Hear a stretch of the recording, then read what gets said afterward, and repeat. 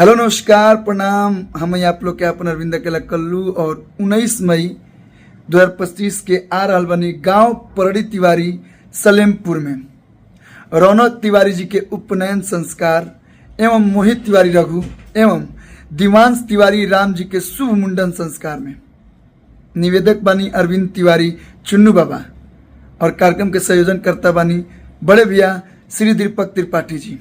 तो हम आ रहे बनी अपना पूरा टीम के साथ, आप लोग भी सादर आमंत्रित बनी, आप लोग जरूर 19 मई के। धन्यवाद।